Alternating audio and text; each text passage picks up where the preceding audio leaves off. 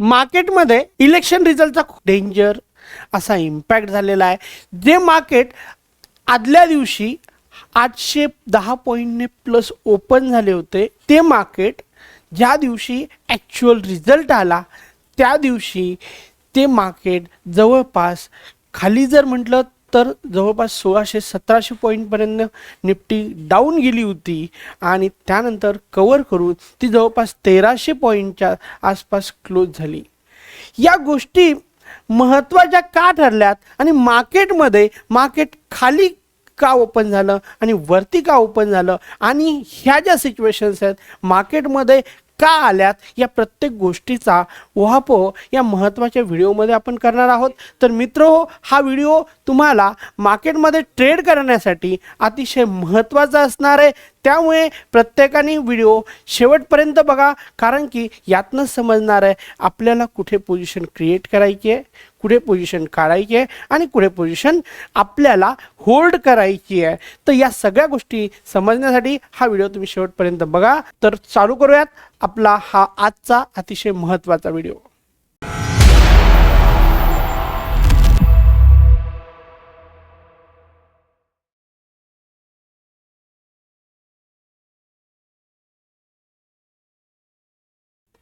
नमस्कार, मी महेश गणपतराव लोखंडे आपलं पुन्हा एकदा स्वागत करत आहे मार्केट समजच्या या यूट्यूब चॅनलवरती.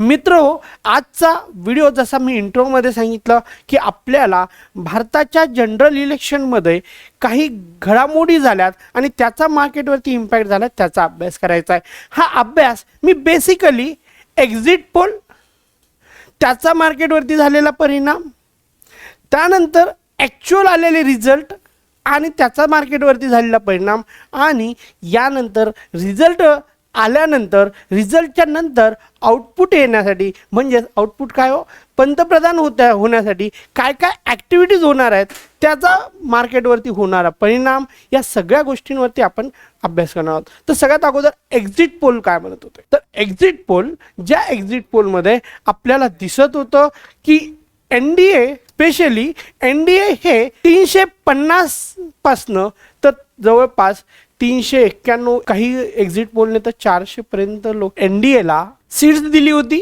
या सगळ्या सीट्सचा मार्केटवरती असा परिणाम झाला की ज्यावेळेस मंडेला मार्केट ओपन झालंय ते मंडेचं मार्केट जवळपास 810 पॉईंट प्लस झालंय. मार्केटमध्ये असं कुठलंही सेक्टर नव्हतं की ज्याच्यामध्ये पॉझिटिव्हिटी नव्हतं. का तर हे मार्केट ज्यावेळेस पण रिॲक्ट करतं ते मार्केटचं एक्सपेक्टेशन असतं आणि मार्केटचं एक्सपेक्टेशन काय होतं, तर मार्केटचं एक्सपेक्टेशन असे होते जसे की मार्केटमध्ये अजून या गव्हर्नमेंटला क्लिअर मेजॉरिटी येईल. पण मार्केटमध्ये जशी क्लिअर मेजॉरिटी येईल हे एक्झिट पोलने सांगितलं, मार्केटला ट्रिगर झालं आणि मार्केटने त्या दिवशी बाईंगला सुरुवात केली. आता बाईंगला सुरुवात केली तर त्यावेळेस 810 पॉईंटने जवळपास मार्केट प्लस ओपन झालं. ह्या एक्सपेक्टेशनला खरंच हे रिझल्ट जर उतरलेत का, हे आपल्याला महत्त्वाचं होतं. आता जसं एक्झिट पोलमध्ये लोकांनी एक्सपेक्टेशन धरून क्लिअर मेजॉरिटीची अपेक्षा ठेवली होती, तर त्यानुसार रिझल्टच्या दिवशी तसं घडलंय का ते महत्त्वाचं होतं. रिझल्टच्या दिवशी काय झालं, तर सगळ्यात महत्त्वाची गोष्ट एक्झिट पोलमध्ये BJPच्या ज्या 303 सीट्स 2019 मध्ये जनरल इलेक्शनमध्ये दिसत होत्या, त्या 303 सीट्स त्याच्यापेक्षा वाढतील असं एक्झिट पोलमध्ये सांगितलं होतं. पण झालं याच्या नेमकं उलटं. जे ॲक्च्युअल रिझल्ट आलेत त्याच्यामध्ये जे रिझल्ट आहेत 241च्या आसपास BJPचे सीट्स येत आहेत असं आपल्याला दिसतं आहे. 241 कुठे, म्हणजे जवळपास 60 ते 65 सीट्स हे BJPचे स्वतःचे कमी होताना दिसत आहेत. आणि मग त्यानंतर ऑब्वियसली NDAचं पण मेजॉरिटी जे 350च्या वरती दाखवलं जात होतं ते मेजॉरिटी जवळपास 295 ते 290च्या आसपास येऊन अटकत होतं. मग याचा इम्पॅक्ट असा झाला की जे मार्केट एक्सपेक्टेशन होती त्याच्यावरती रिॲक्ट करते. मार्केटचं एक्सपेक्टेशन काय होतं, तर मार्केटमध्ये क्लिअर मेजॉरिटी असणारी सरकार असावी. तर क्लिअर मेजॉरिटीसाठी काय पाहिजे, तर एक मोठी पार्टी असेल तिला क्लिअर मेजॉरिटी येणं गरजेची होती. आत्ता 2014मध्ये 2019मध्ये बी जे पीला क्लिअर मेजॉरिटी म्हणजेच 272पेक्षा जास्त सीट्स आलीत. पण त्यानंतर यावेळेसही असं बोललं जात होतं की 2014 आणि 19चा रेकॉर्ड तोडून बी जे पीला पहिल्यापेक्षा मोठी मेजॉरिटी येईल आणि मार्केटनंही ते एक्सपेक्ट केलं होतं.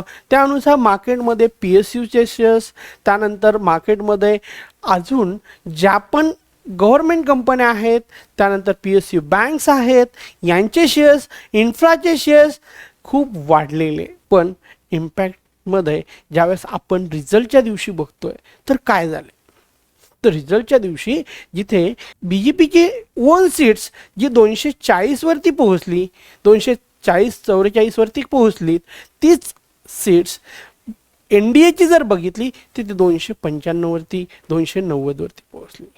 याच्यामुळे मार्केटच्या एक्सपेक्टेशनच्या उलटं झाल्यामुळे मार्केटने जवळपास आजच्या दिवशी ओपन झाल्यानंतरच डाऊन ट्रेंड सुरू केला. मग आता हा डाऊन ट्रेंड सुरू केला तर जवळपास 1700-1800 पॉईंटचा लो केल्यानंतर थोडीशी रिकव्हरी आली आणि मार्केटने 1300 पॉईंटच्या जवळपास क्लोजिंग दिली निफ्टीने. आता मार्केटमध्ये यावेळेस क्लिअर मेजॉरिटी नाही आहे, म्हणून एन डी एमधील पार्टनर्सला तेवढं महत्त्व येणार आहे. ज्याप्रमाणे इकॉनॉमिक रिफॉर्मवरती या अगोदर गव्हर्नमेंट काम करत होती, यानंतरही ती काम करू शकते का, या गोष्टीवरती मार्केट विचार करत आहे. जर असं दिसतंय की मेजॉरिटीमध्ये मार्केटला आपल्याला दिसतंय की आता बी जे पीचे सीट्स तेवढी नाही आहेत, तर याचाच अर्थ तेवढ्या प्रमाणात तेवढे स्ट्रॉंग निर्णय बी जे पीकडनं होण्याची शक्यता कमी आहे असं मार्केट समजत आहे, म्हणून मार्केट डाऊन येत आहे. मग आता को रिलेशनची जर गव्हर्नमेंट बी जे पी बनवतं आहे तर त्यानंतर मार्केट रिकवर करणार आहे का, तर नक्कीच करणार आहे. फक्त तुम्हाला काही गोष्टीमध्ये इकॉनॉमिक रिफॉर्म्समध्ये खूप जास्त इम्पॅक्ट पडणार आहे असं काही नाही, पण एवढे स्ट्रॉंग जसं बी जे पी होतं तसं आता यानंतर राहणार नाही हे आपल्याला दिसतं आहे. त्यानंतर नेक्स्ट मुद्दा येतो मित्र हो, की आता पुढे जर को रिलेशनमध्ये गव्हर्नमेंट आपल्याला दिसतं आहे, पण याच्यात दोन महत्त्वाच्या पार्टीज दिसत आहेत ज्याच्यामध्ये T D P Andhra Pradesh Chandrababu Naidu आहेत. त्यानंतर नितीश कुमार आणि चंद्रबाबू नायडू या दोन महत्त्वाच्या पार्टीज इंडियाच्या आहेत, ज्यांचे 16 आणि 12 असे अनुक्रमे सीट्स आलेली आहेत. एन डी एसोबत जसं त्यांची रिलेशन होती तशीच इंडिया आघाडी म्हणजेच काँग्रेस प्रणित जी आघाडी आहे, जिला अगोदर यू पी ए म्हणून ओळखलं जायचं, त्या आघाडीसोबतही त्यांचे तेवढीच रिलेशन्स आहेत. इंडिया आघाडीला क्रिएट करण्यामागे नितीश कुमारचा मोठा हात होता. पण मित्र हो, नितीश कुमार काही गोष्टी झाल्या त्यानंतर ते इंडिया आघाडी सोडून पुन्हा एन डी ए आघाडीमध्ये गेले. असं जर झालं की या दोन्हीपैकी दोघांनी किंवा दोन्हीपैकी एखाद्याने जर इंडिया आघाडीला सपोर्ट केला,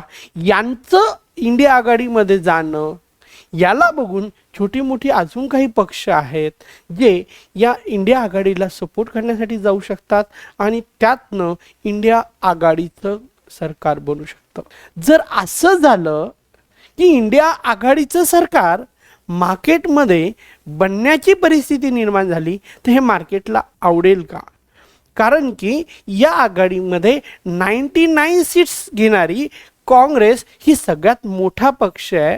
त्याच्यानंतर तुम्हाला यू पीमध्ये जो बी जे पीला सगळ्यात मोठा धक्का बसलेला आहे त्याच्या समाजवादी पार्टीकडनं त्यांच्या सीट्स आहेत.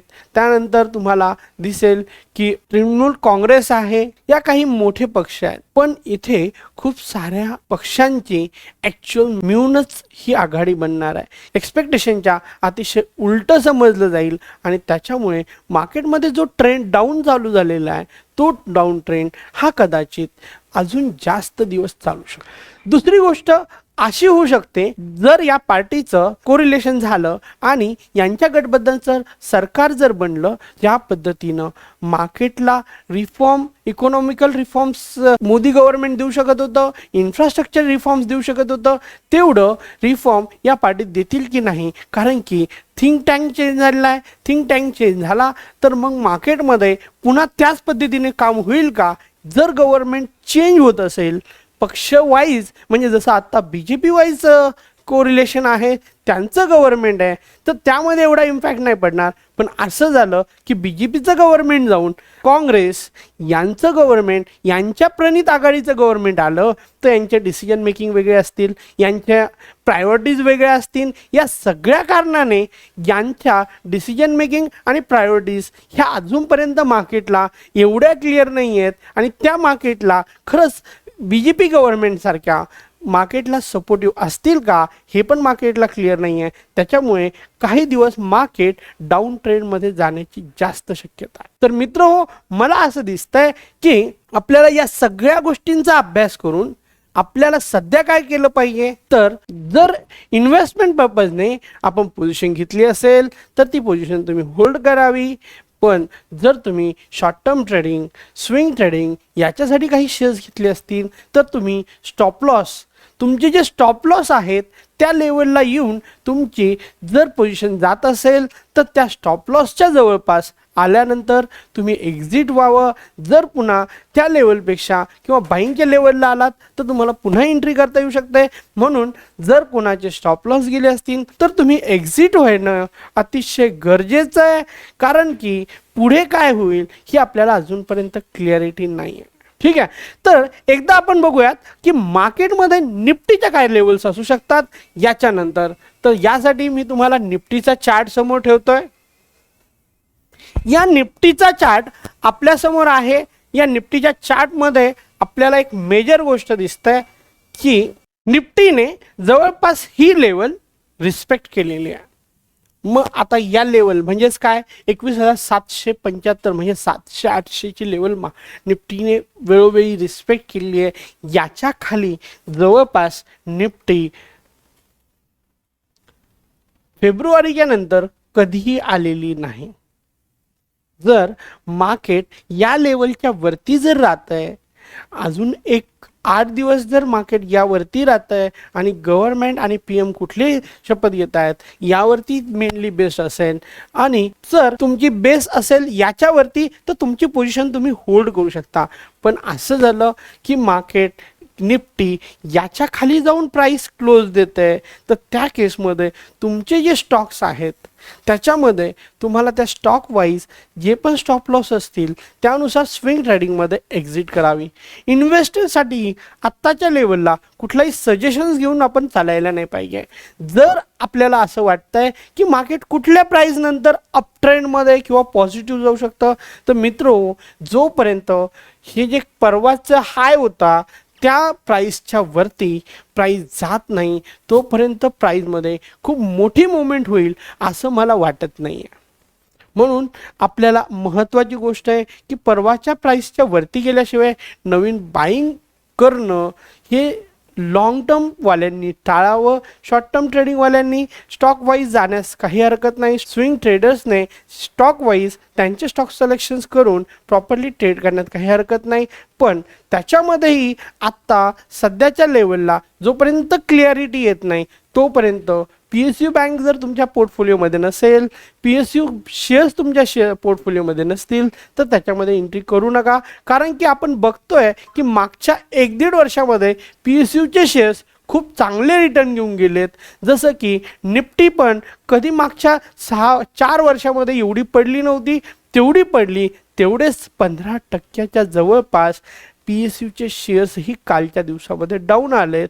म्हणून जोपर्यंत गव्हर्नमेंटचं फॉर्मेशन प्रॉपर होत नाही तोपर्यंत PSUमध्ये तुमची कुठली पोझिशन बनवू नका, हे माझं तुम्हाला सांगणं आहे. तर पुन्हा भेटूयात अशाच काहीतरी इन्फॉर्मेटिव्ह व्हिडिओसोबत. महेश लोखंडे, मार्केट समजवरती. जर तुम्हाला हा व्हिडिओ आवडला असेल तर लाईक करा आणि तुमच्या मित्रांनाही शेअर करा. त्याच्यासोबत चॅनलला सबस्क्राईब करायला विसरू नका. पुन्हा भेटूयास अशा इन्फॉर्मेटिव्ह व्हिडिओसोबत मार्केट समजवरती.